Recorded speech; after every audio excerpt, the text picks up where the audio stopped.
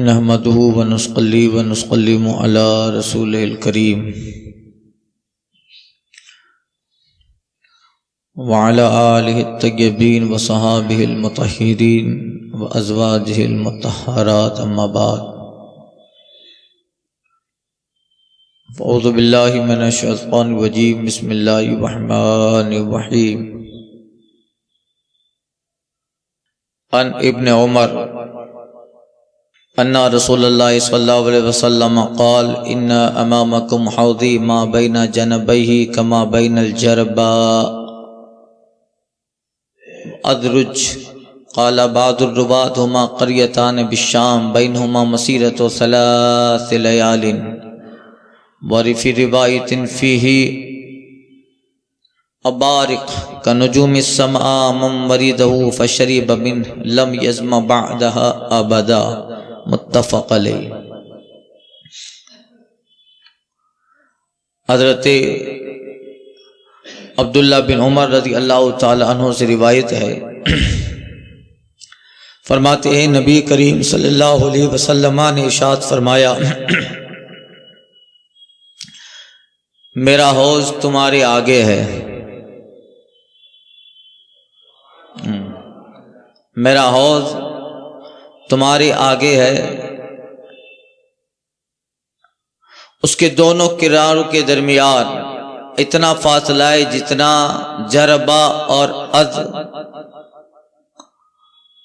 کے درمیان ہے۔ بعض راوی کہتے ہیں کہ ازرج اور جربا یہ شام کی 2 بستیاں ہیں جن کے درمیان 3 دن کی مسافت ہے، 3 دن کا راستہ ہے۔ اب حضور فرماتے ہیں کہ میرا حوض پچھلی جو حدیث میں گزر چکا اس میں تھا مسافت حوض من عدن الى عمان البلقا، میرے حوض کی مسافت اور راستہ عدن سے لے کر عمان بلقا تک ہے۔ اب اس حدیث میں آیا ہے کہ میرے حوض کی مسافت جربا سے لے کر ازرج تک ہے۔ اس کے 2 مطلب ہو سکتے ہیں، جتنا فاصلہ مدینہ منور اور جربا کے درمیان ہے، مدینہ اور جربا کے درمیان ہے، یا مدینہ اور مقام ازرج کے درمیان ہے، اتنا فاصلہ کوثر کے دونوں کناروں پر ہے۔ بعض لوگ کہتے ہیں کہ جربا اور ادرج یہ دونوں ملک شام کی آبادیاں بالکل ملی ملی ہیں، قریب قریب میں ہیں، تو پھر اس سے مسافت اور ڈسٹینس دینے کا مطلب کیا؟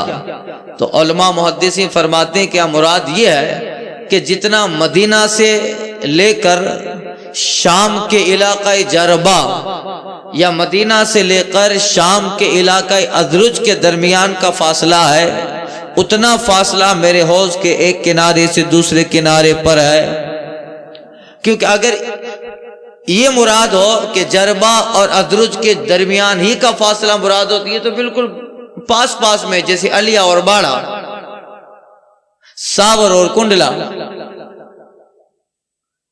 اور عراق میں بال اور بک، حضر الموت،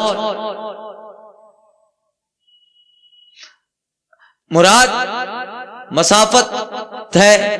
تو علماء محدثین فرماتے ہیں کہ اس سے مراد ہے کہ مدینہ سے لے کر جربا اور مدینہ سے لے کر ازرج کا راستہ جتنا ہے، اور وہ کتنا ہے، وہ بھی مسیرۃ 3 لیال، 3 دن کا فاصلہ، 3 دن کی مسافت، یہ مراد ہے۔ اور پھر روایت فیہ ابارق نجوم السماء، اور ایک روایت میں ہے کہ اس میں ایسے برتن ہے جو آسمان کے ستاروں کی طرح چمکدار ہیں، صاف صفائی میں اور چمک دمک میں، اس پہ کنارے پر جو حوض کوثر کے برتن پڑے ہیں، رکھے ہیں، جس برتن کے ذریعہ حوض کوثر پیا جائے گا، آقا فرماتے ابارق، وہ ایسے برتن ہے کنجوم السماء، وہ چمک دمک میں آسمان کے ستاروں کی طرح ہے، من وریدا جو اس میں آئے گا، شریبا من پیے گا، لم یزبا بعدہا ابدا وہ کبھی بھی پیاسا نہ ہوگا۔ تو یہ پینا لذت کے لیے ہوگا، پیاس تو نہیں لگے گی ایک مرتبہ پینے کے بعد، مگر لذت کے لیے پیتا ہی رہے گا۔ تو یہ اس حوض کی صفت ہے جو اللہ تعالیٰ اپنے محبوب کو عطا کرنے والا ہے۔ اس میں سے ایک قطرہ بھی غلام کے لیے کافی ہے، چہ جائے کہ وہاں تو کٹوروں کی کٹوری ملیں گے، ایک قطرہ ہی کافی ہے نا بھائی۔ اعلی حضرت کہتے ہیں جس کی 2 بوند ہے کوثر و سلسبیل ہے، وہ رحمت کا دریا ہمارا نبی۔ ان حذیفہ و ابی ہریرہ، یہ دونوں سے روایت ہے، قال دونوں نے کہا، قال رسول اللہ صلی اللہ علیہ وسلم یجمع اللہ تبارک و تعالی الناس یوما فیقوم المؤمنون حتی تلزف لهم الجنہ فیاتون آدم فیقولون یا ابا نستفتح لنا الجنہ فیقول وحل اخرجکم من الجنہ الا اخرجکم من الجنة الا خطیئت ابیکم لست بصاحب ذلك اذهبوا الى ابن ابراہیم خلیل اللہ قال فيقول ابراہیم لست بصاحب ذلك انما كنت خلیلا من وراء اعمد الى موسى الذي كلمه الله تكليما فياتون موسى عليه السلام فيقول لست بصاحب ذلك اذهبوا الى عيسى كلمة الله وروحه فيقول يا عيسى قال عيسى لست بصاحب ذلك فياتون محمدا صلی اللہ علیہ وسلم فیقون یؤذن له وتوصل الامانۃ بالرحم فیقومان جنبتی الصراط یمینا وشمالا فلا یمر ولکم کالبرق قال قلت بأبی وأمی یا رسول اللہ ای شیء کمر البرق قال الم تروا الى البرق کیف یمر ویرجع فی طرف عینہ ثم كمر الريح ثم كمر الطير وأشد الرجال تجري بهم أعمالهم ونبيكم قائم على الصراط يقول يا ربي سلم سلم حتى تعجز أعمال العباد حتى يجيء الرجل فلا يستطيع السير إلا زحفا وقال في حافة الصراط كلالب معلقة مأمورة تأخذ من أمرت به فمخدوش ناج ومكردوس في النار والذي نفسی ابی ہریرہ بیدی ان قعر جہنم ل70 خریفا۔ یہ برکت کے لیے حدیث پڑھ دیا۔ اب سنیے ترجمہ۔ اس حدیث مفہوم حدیث پہلے گزر چکا ہے۔ حضرت حذیفہ بن یمان اور حضرت ابو ہریرہ دونوں صحابیوں سے روایت ہے۔ فرماتی نبی کریم صلی اللہ علیہ وسلم نے فرمایا اللہ تبارک و تعالی قیامت کے دن سب کو جمع فرمائے گا تو مومن کھڑے ہوں گے یہاں تک کہ ان سے اللہ جنت قریب کر دے گا۔ بس یہاں آگے اب پہنچ جائیں مگر پہنچ نہیں پاتے ہیں، جنت قریب کر دے گا، ان کے سامنے ہو جائے گی تو وہ لوگ اس جنت کا دروازہ کھلوانے کے لیے آدم کے پاس آئیں گے، کہیں گے اے ہمارے باپ استفتح لنا الجنہ، اب جنت کھلوا دیجئے، ہم آپ کے بیٹے ہیں، آپ کی اولاد ہے، جنت کھلوا دیجئے۔ فیقول آدم کہیں گے وَهَلْ أَخْرَجَكُمْ مِنَ الْجَنَّةِ إِلَّا خَطِيَّةُ أَبِيكُمْ، ارے تم سب میری پشت میں تھے، جنت میں رہتے، میں نے ہی تم کو جنت سے نکالا، میں نے ہی تم کو جنت سے نکالا ہے۔ یہ انتہائی عاجزی اور جو ہے کسر ہے، یہ ہے، ورنہ یہ تو مشیت کا ارادہ ہی تھا، مگر جناب آدم یہ کہہ رہے ہیں کہ میں نے ہی تم کو جنت سے نکالا، یعنی آدم کی پشت میں تھے، اگر وہ جنت میں نہ آتے تو ہم سب وہیں رہتے پہلے سے، کہ میں تم کو جنت سے نہ نکالا الا خطیئت ابیکم، مگر تمہارے باپ کی خطائی اجتہادی نے، لست بصاحب ذلک، میں اس لیے ہوئی نہیں، اذهبوا الى ابن ابراہیم خلیل اللہ، میرے بیٹے ابراہیم خلیل اللہ کے پاس جاؤ۔ حضرت آدم کہہ رہے ہیں میرے بیٹے ابراہیم کے پاس جاؤ، فیقول وہ آئیں گے اور ابراہیم کے پاس ابراہیم علیہ السلام کہیں گے میں بھی اس لیے نہیں ہوں، انما کنت خلیلا من وراء ولا، میں تو رب کا دور کا دوست ہوں، میں تو رب کا، یہ جو ہے اللہ تعالیٰ کچھ دیر کے لیے حضرت ابراہیم علیہ السلام کے زبان سے الفاظ جاری فرمائے گا، ورنہ ابراہیم خلیل اللہ کے قریب کے دوست ہیں، مگر مشیت الہی ہے کہ وہ یہ کہیں گے میں تو دور کا دوست ہوں، جو مجھ سے قریب ہے اللہ سے زیادہ قریب ہے مجھ سے زیادہ، جاؤ اس کے پاس جاؤ، اعمدوا الی موسیٰ، حضرت موسیٰ کے پاس جانے کا قصد کرو، یہ وہ ہیں کلمہ اللہ تکلیما، جو رب سے باتیں کر رہے تھے، میں تو ڈائریکٹ باتیں نہیں کر رہا تھے، تو ڈائریکٹ باتیں کر رہے تھے، قرب والوں میں ہے، جاؤ وہ تمہارے لیے جنت کا دروازہ کھلوا سکتے ہیں۔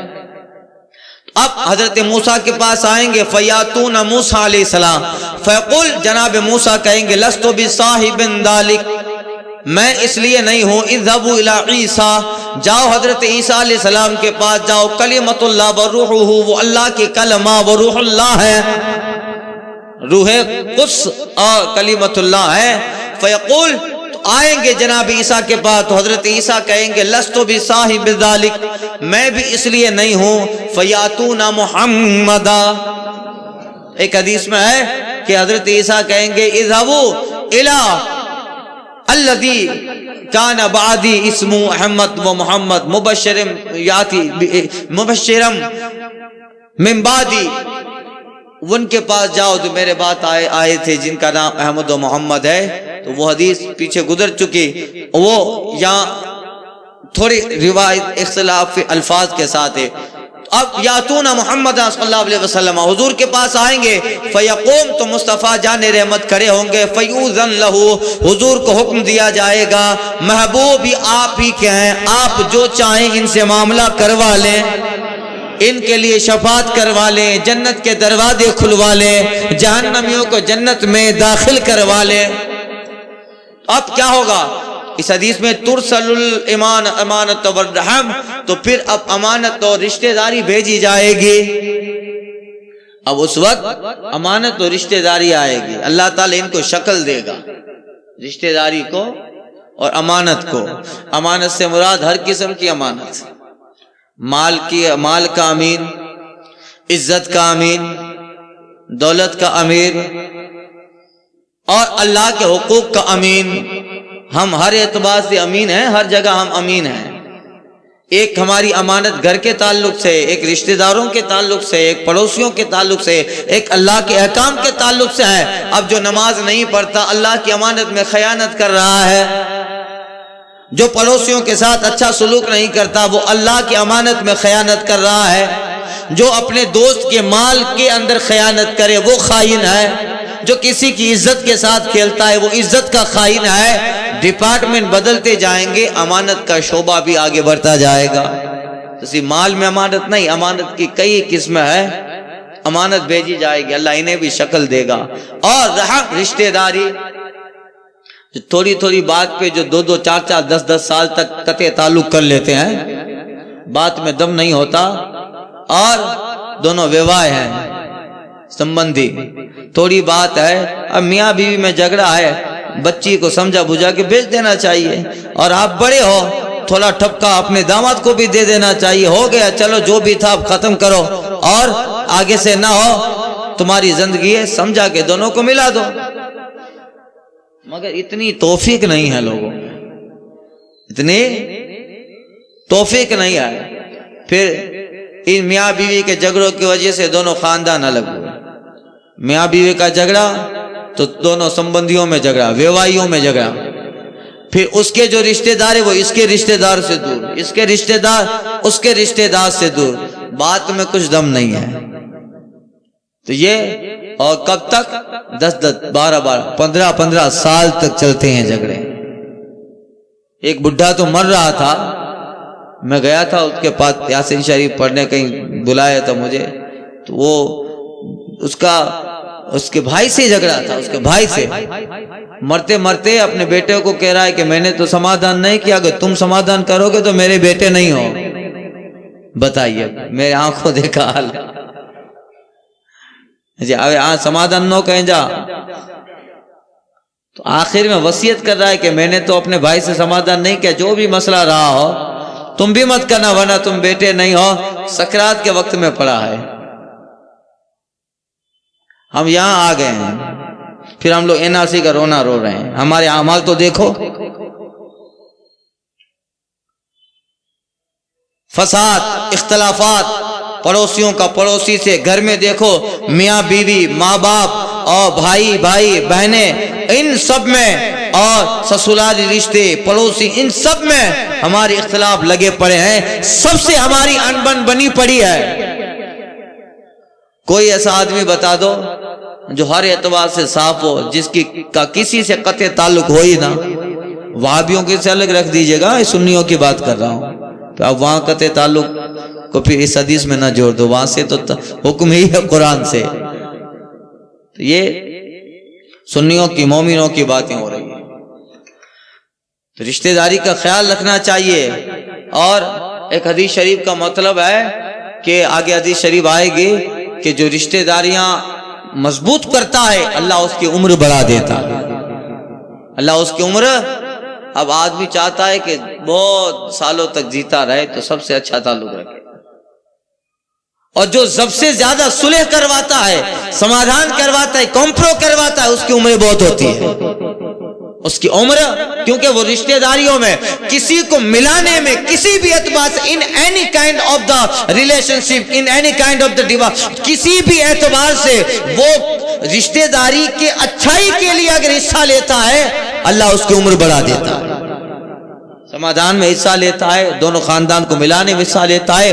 خود کوئی ناراض ہے، اپنی عزت نفس کا خیال نہیں کرتا، چلو ناراض ہے تو میں پہلے ملاقات کر لیتا ہوں، وہ خود جا کے ملاقات کر کے آتا ہے، اور جو بھی رنجش ہوتی ہے نکالنے کی فکر کرتا ہے، اللہ اس کی عمر بڑھا دیتا ہے، زیادہ اس کی عمر ہو جاتی ہے. تو پھر اسی لیے آقا فرماتے ترسل الامانت والرحم، امانت اور رشتہ داریاں بھی اللہ تعالیٰ انسانی شکل دے گا. وہ پل صراط کے کنارے پہ کھڑی ہیں، پل صراط کے کنارے. اب جس نے اس کو دنیا میں بچایا ہوگا یہ بچائیں گے، اور جس نے اس کی دھجیاں اڑائی ہوگی، ظاہر بات ہے جب تم نے ہم کو نہ سنبھالا تو وہ بھی دور ہو جائیں گے.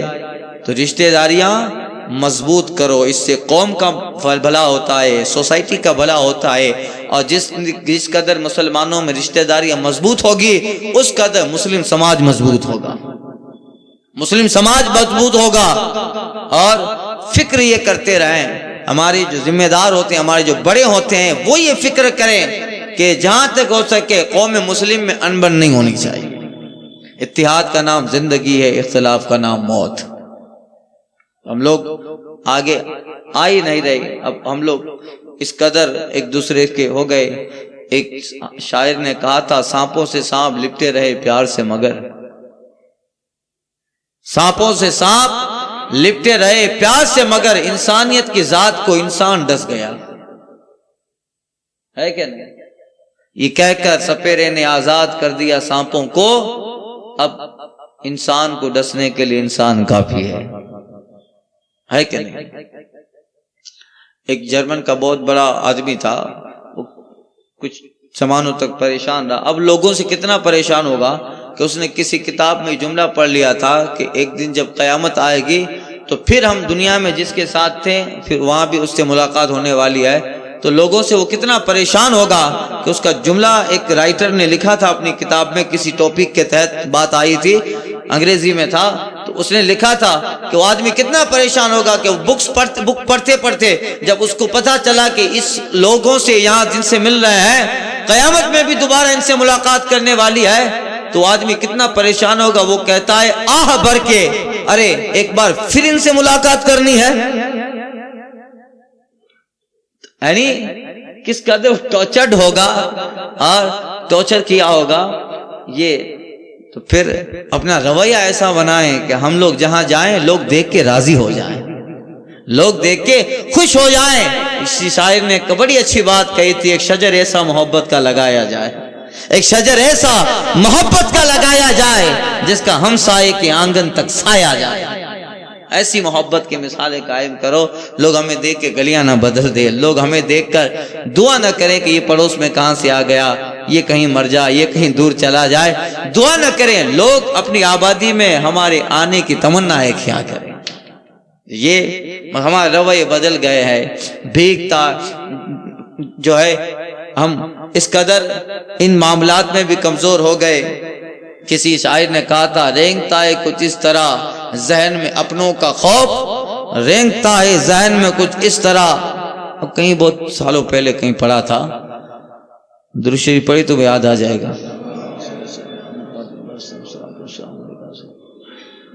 صلاۃ و سلام علیکہ سید حبیب یا رسول اللہ صلی اللہ علیہ وسلم حسبنا اللہ. رینگتا ہے کچھ اس طرح ذہن میں اپنوں کا خوف، بھیگتے موسم میں جیسے کچی دیواروں کا خوف. آدمی کہاں لے کے جائے حیات مختصر، آدمی کہاں لے کے جائے حیات مختصر. جنگلوں میں سانپ کا ڈر، آبادی میں چہروں کا خوف. جنگلوں میں سانپ کا ڈر، آبادی میں چہروں کا خوف. دھیرے دھیرے کھولتا ہوں میں کتابوں کے کباڑ، کاغذوں پہ لگ کے چھو جاتا ہے جب لفظوں کا خوف. اور بھی ہے اس شہر میں مگر میرے گھر کا پتہ، پوچھتے ہیں وقت کے بھڑکے ہوئے شعلوں کا خوف. یہ جو ہے چیزیں ہیں. آدمی کبھی کبھی اپنے پڑوسیوں سے اتنا تنگ آ جاتا ہے کہ وہ نمازوں میں دعائیں کرتا رہتا ہے کہ مولا یہ میرا پڑوسی یہاں سے چلا جائے. دعا تو یہ ہونی چاہیے. ایک دور تھا، اس دور میں جو ہے ایک صاحب دعا کر رہے تھے کہ مولا یہ جو بایزید بستامی ہیں وہ کسی طرح سے میرے پڑوس والے مکان میں آ جائیں. دعا کر رہے ہیں مولا امام احمد بن حنبل ہے، اس کو کسی بھی طرح میرا پڑوسی بنا دے. اللہ مجعلو جاری، اے اللہ اسے میرا پڑوسی بنا دے. بایزید بستامی، جنید بغدادی، ابو الحسن خرقانی کے لیے لوگ نمازوں میں دعا کرتے تھے مولا ایسا کرم کر کہ میرے محلے میں رہنے کے لیے آ جائے. ہم لوگوں کے لوگ دعائیں کرتے ہیں کہ یہ یہاں سے چلا جائے.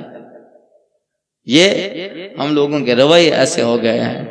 ہم لوگ سیرت مصطفیٰ کو چھوڑ آئے ہیں پیچھے، جس کے نتیجے میں آج مصیبتیں اور آج پریشانیاں، طرح طرح کے چیزیں ہمارے دروازوں پہ دستک دے رہی ہے. یاد رکھو طریق مصطفیٰ کو چھوڑنا ہے وجہ بربادی. اسی سے قوم دنیا میں ہوئی بے اقتدار اپنی. ہمیں کرنی ہے شہنشاہ بطحا کی رضا جوئی، جو وہ اپنے ہو گئے رحمت پروردگار اپنی. یہ خیر تو اللہ تعالیٰ حسن توفیق عطا فرمائے. جہاں جس سے انبن ہے، اگر اپنا ذاتی میٹر ہے تو اس انبن کو زیادہ ہوا مت دیجئے. آپ چھوٹے نہیں ہو جاتے ہیں. جا کے گھر پہ ملاقات کر لیجئے، چائے پی لیجئے. حدیث پاک میں رسول اللہ فرماتے ہیں جو سب سے پہلے قطع تعلق کو ختم کر کے سلام اور رشتہ داری کو آگے اور دوستی کو آگے بڑھائے گا، سب سے پہلے جائے گا. آقا فرماتے ہیں میرا رب اسے پہلے جنت میں داخل کرے گا. بات ہلکی ہوتی ہے مگر کبھی کبھی جھگڑے بہت ہو جاتے ہیں. رنج کی جب غالب گفتگو ہونے لگی، آپ سے تم سے تو ہونے لگی. تو یہ جو ہے اس پہ دھیان دے. ہم لوگ اپنے معاشرے کو، سوسائٹی کو اچھا بنائیں. اپنے ذاتی تعلق کو، ہاں دینی اختلاف ہو، اب جو ہمارے مخالف ہیں وہابی ان کی بات نہیں.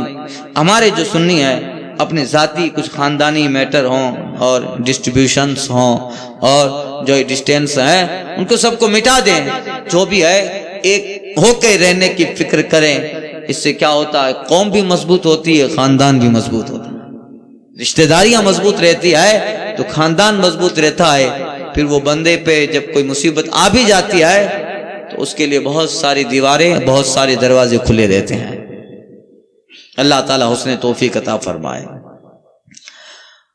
تو اب آقا فرماتے ہیں امانت اور رشتہ داریاں بھیجی جائے گی. فیقومان جنبتہی الصراط، یہ دونوں پل صراط کے کناروں پہ کھڑی ہوں گی. یمینم و شمالا، دائیں اور بائیں دونوں طرف سے کھڑی ہوں گی.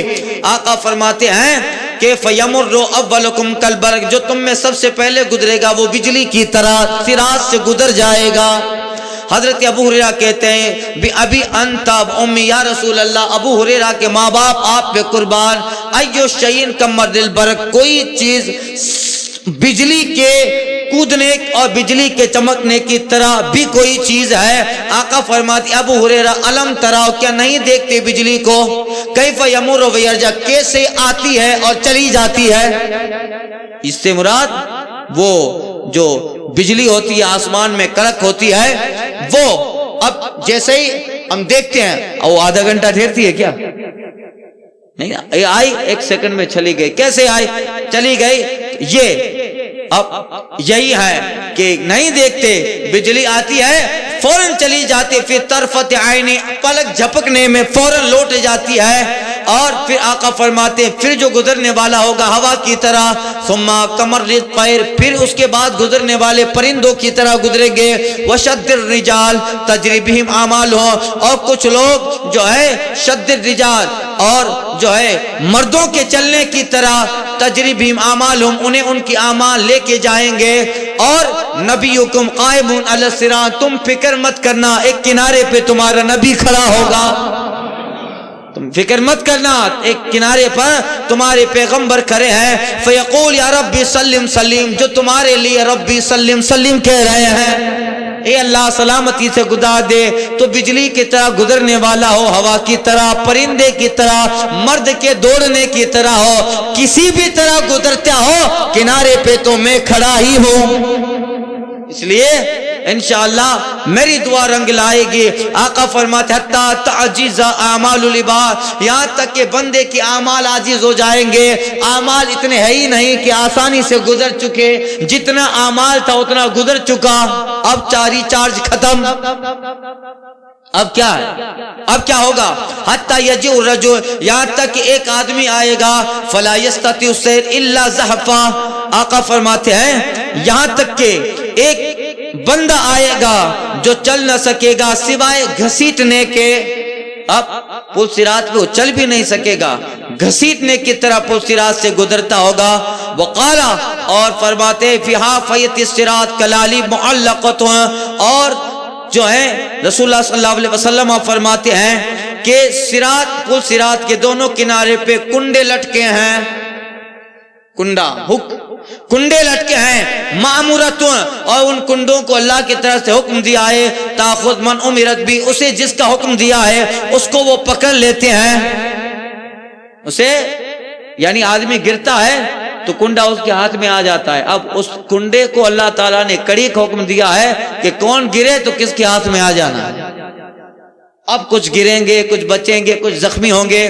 آقا فرماتے ہیں کہ فَمَخْدُوشٌ نَاجٍ وَمُقْرَدُوشٌ فِي النَّارِ، تو کچھ وہ ہوں گے جو اسے پکڑ لیں گے، اور بعض وہ ہوں گے جو زخمی ہو کے نجات پا جائیں گے، کچھ گریں گے پکڑ لیں گے، اور کچھ گرتے کہ زخمی بھی ہو جائیں گے مگر آخر گزر ہی جائیں گے، گر پڑ کے یہاں پہنچا، مر مر کے اسے پایا، گزر ہی جائیں گے۔ اللہ اللہ، حضرت ابو ہریرہ کہتے ہیں والذی نفس ابی ہریرہ بیدی، قسم اس ذات کی جس کے قبضے میں ابو ہریرہ کی جان ہے، ان قعر جہنم لسبعین خریفا، وہ قسم اس ذات کی جس کے قبضے میں ابو ہریرہ کی جان ہے، دوزخ کی گہرائی 70 سال کا راستہ ہے، دوزخ کی گہرائی 70 سال کا راستہ ہے، اور یہ قسم کھا کے ابو ہریرہ کہہ رہے ہیں، یہ قصہ کہانی نہیں ہے، سچے صادق و مصدوق پیغمبر کی باتیں ہیں، اور اسی بات کو ابو ہریرہ ہم تک پہنچا رہے ہیں۔ والذی نفسو بیدی ابی ہریرہ بیدی ان قعر جہنم لسبعین خریفا، قسم اس ذات کی جس کے قبضے میں ابو ہریرہ کی جان ہے، جہنم کی گہرائی 70 سال کا فاصلہ ہے۔ اللہ اللہ، یہاں جو ہے ایک جو ہے کنواں جو کچھ فٹ ہوتا ہے، آدمی گیا اور اندر فوراً چلا گیا، اب 70 سال اس کی گہرائی ہے، اللہ اللہ، اس میں گرایا جائے گا۔ آخری حدیث سن لے، ان جابر قال قال رسول اللہ صلی اللہ علیہ وسلم یخرج من النار قوم من شفاہ کانہم تعاریث كأنهم ثعارير قلنا ما الثعارير قال إنه السغابس إنه الضغابس متفق علیہ۔ حضرت جابر بن عبداللہ رضی اللہ تعالیٰ عنہ سے روایت فرماتے ہیں نبی کریم صلی اللہ علیہ وسلم نے فرمایا ایک قوم شفاعت کے ذریعہ آگ سے ایسی نکالی جائے گی جیسے وہ ثعاریر ہو، ایک قوم جہنم کی آگ سے ایسے نکالی جائے گی جیسے وہ ثعاریر ہو۔ جابر کہتے ہیں میں نے عرض کی یا رسول اللہ یہ ثعاریر کیا ہے؟ آقا نے فرمایا یہ ضغابیس ہے۔ سمجھے؟ سعاریر کیا ہے؟ تو یہ تغابیس ہے. کہا تغابیس کیا ہے؟ فرمایا وہ پتلی ککڑی ہے. پتلی ککڑی، کھیرا ککڑی سمجھتے ہو نا، کاکڑی جو ہے سلاد، گرین سلاد میں یوز کرتے ہیں. وہ کیا ہوتا ہے کہ وہ لمبی ہوتی ہے اور جلدی بڑھتی ہے. کیا ہوتا ہے؟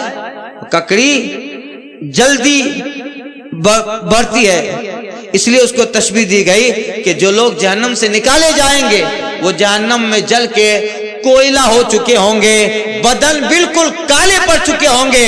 اب ککڑی جس طرح بڑھنے میں جلدی ہوتی ہے، انہیں جہنم سے نکالا جائے گا اور ککڑی سے زیادہ بڑھنے کی طرح جلدی ان کے جسم بڑھیں گے، توانا ہوں گے، تندرست ہوں گے، چمڑی صحیح ہوگی اور پھر چہرے پہ صفات سے نور آ جائے گا. ککڑی کے بڑھنے میں دیر ہے، مصطفیٰ کی شفاعت کے بعد ان جسموں کو نورانی ہونے میں دیر نہیں ہے. یہ جو ہے آقا کی شفاعت سے وہ لوگ نکالے جائیں گے. یہاں باب الشفاعت ختم ہو گیا. اب آیا باب صفت الجنت واہلہا. یہاں سے شروع ہو رہا ہے جنت اور جنتیوں کا بیان. اب جنت کتنی حسین ہے، اللہ اللہ.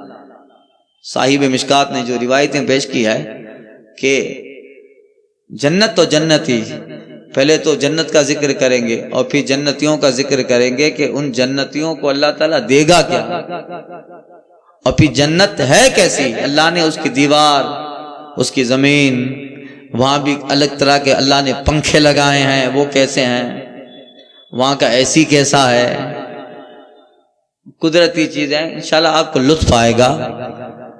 اور چونکہ اب ہمیں جانا ہے وہاں انشاءاللہ تعالیٰ، تو پہلے معلومات تو کر لے کہ میرا گھر ہے کیسا. جانا ہے نا انشاءاللہ، غوث پاک کا کرم ہوگا تو جائیں گے، اور کرم ہے ہی انشاءاللہ تعالیٰ. جو ہے رضا کیوں کرتے ہو ہنستے اٹھو، جب وہ غفار ہے کیا ہونا ہے. رضا کا خاتمہ بالخیر ہوگا اگر تیری رحمت شامل ہے یا غوث. انشاءاللہ تو اب دیکھیں گے انشاءاللہ جنت کتنی حسین ہے. بڑا جو ہے انٹرسٹنگ اور دلچسپ بیان ہے.